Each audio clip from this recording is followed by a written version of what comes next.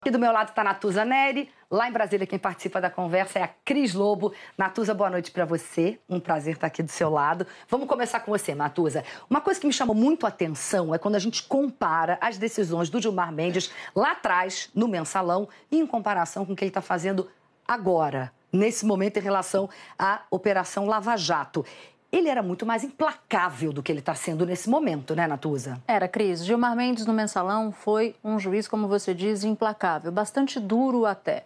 Evidentemente, todo mundo pode mudar de opinião e pode mudar de posição. Mas no caso do ministro Gilmar Mendes, essas mudanças de posição estão rendendo muito desgaste, não só para ele, na visão de alguns colegas, também aos próprios ministros do Supremo Tribunal Federal. Isso porque já se passa uma imagem pública de que ele solta criminosos ou, pelo menos, acusados de crime de colarinho branco.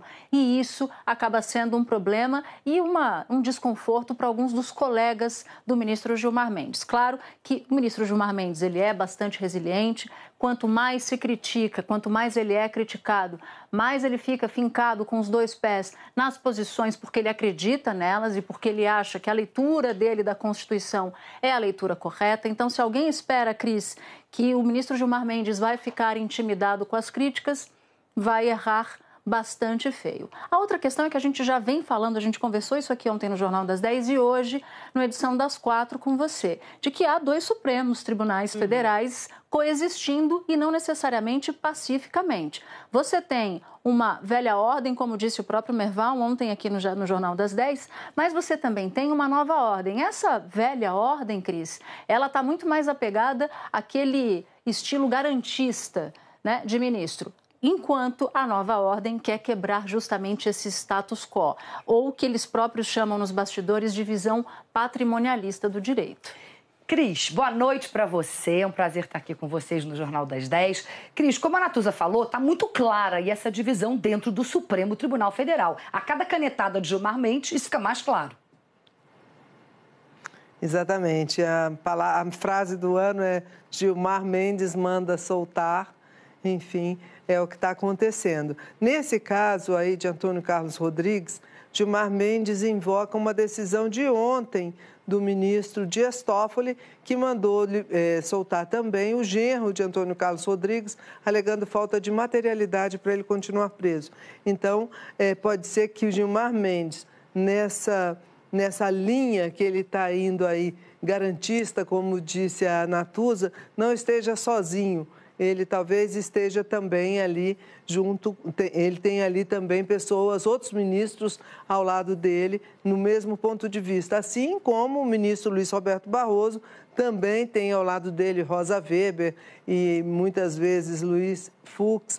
Enfim, essa divisão do Supremo Tribunal Federal, a qual a Natuza se referiu, ela é cada dia mais evidente, com os resultados 6-5, ora para o lado de Gilmar Mendes, ora para o lado de Luiz Roberto Barroso.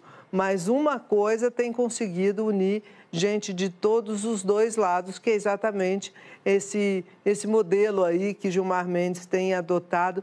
Parece que como uma cruzada que ele está tendo para enfrentar essa leitura inovadora de Luiz Roberto Barroso. Quanto mais ele inova na leitura, mais Gilmar Mendes se mostra garantista e defensor aí dos direitos dos presos, enfim, do cidadão que ele invoca em várias de suas decisões, como foi essa semana ao liberar a Adriana Anselmo. Ele citou uma decisão de Luiz Roberto Barroso em relação à mulher de um traficante de droga. Então, ele explicava que a Adriana Anselmo representa menos riscos à sociedade, não representa riscos à sociedade, querendo dizer que a mulher de um traficante poderia sim significar risco. Enfim, é o que está acontecendo e incomodando muita gente no Supremo Tribunal Federal.